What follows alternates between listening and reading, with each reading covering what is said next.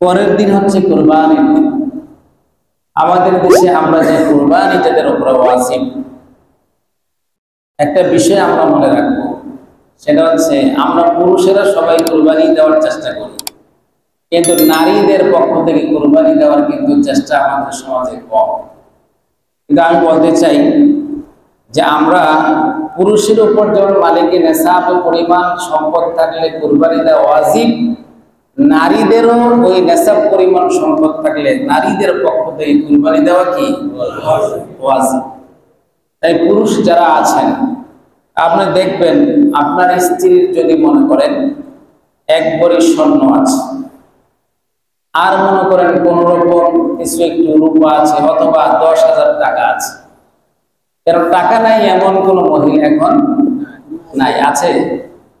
টাকা থাকলে বিষয়টা খুব খেয়াল করে শুনবেন, 10,000 20,000 টাকা আছে, আর 1-2 ভরি স্বর্ণ আছে।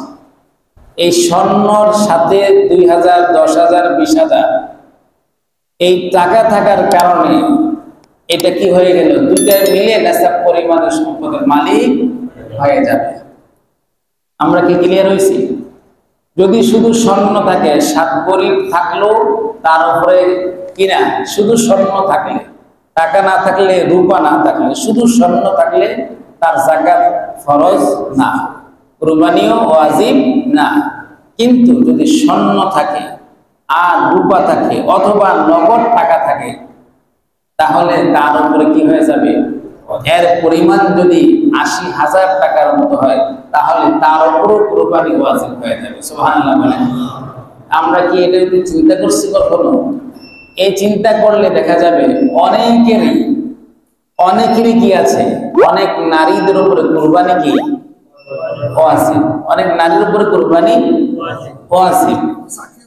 এই কথা হচ্ছে, অর্থাৎ তার যদি নগদ টাকা থাকে, তার যদি স্বর্ণ থাকে, তার যদি রূপা থাকে, এরা যদি সে গহনা হিসাবে ব্যবহার করে, তবু এটা বিক্রি করলে যদি 80,000 টাকার মতো মূল্য হয়, সব মিলিয়ে এইরকম টাকার মালিক যদি সে 10 তারিখ 11 তারিখ 12 তারিখ এই মাসে এর মধ্যে সম্পদের মালিক হয়, টাকা ইত্যাদি মিলে, তাহলে তার উপরে কুরবানি কি ওয়াজিব। আর যদি এই সম্পদগুলি 1 বছর পর্যন্ত তার কাছে থাকে, তাহলে তার উপরে যাকাত কি ফরজ, যাকাত হবে ফরজ ইনশাআল্লাহ। আপনি 10,000 20,000 টাকার জন্য আপনার স্ত্রীকে আপনি গুনাহগার বানাবেন না। আপনি পুরুষ হিসাবে, স্বামী হিসাবে আপনার কুরবানি আপনি দিবেন, আর যদি তার টাকা পয়সা থাকে তার পক্ষ থেকে আপনি কুরবানি দেওয়ার ব্যবস্থা করে দিবেন। বলেন আমি। আবার আমরা এমন করি, ঠিক আছে, আমার কুরবানি আমি দিচ্ছি, এই বছর তোমার নামে দেব, আগামী বছর আমার নামে দেব। এটা যেমন একটা কেমন একটা সম্পর্ক নিয়ে।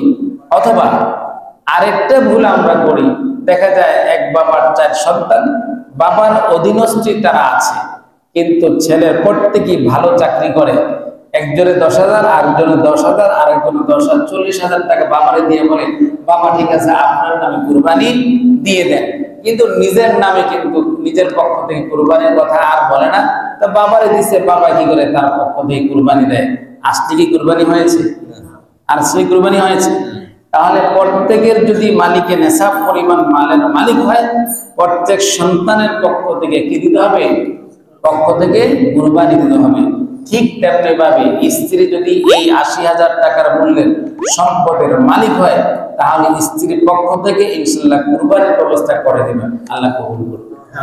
কেননা কুরবানির দিন সবচেয়ে বড় আল্লাহর কাছে পছন্দনীয় আমল হচ্ছে, বান্দা যখন কুরবানি করবে, পশু জবাই দিবে, এই জবা দেওয়ার পরে রক্তটা এই মাটিতে পড়ার আগেই আল্লাহ তার বান্দাকে মাফ করে দেবেন,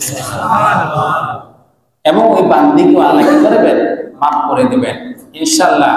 এভাবে যেভাবে আল্লাহ রাব্বুল আলামিন আমাদেরকে হুকুম করেছেন, ওইভাবেই যেন আমরা সবাই কুরবানি করতে পারি, আল্লাহ যেন তৌফিক দেয়। আরেকটি জিনিস খেয়াল রাখবেন, অবশ্যই কুরবানি দেওয়ার উদ্দেশ্য হচ্ছে কার সন্তুষ্টি?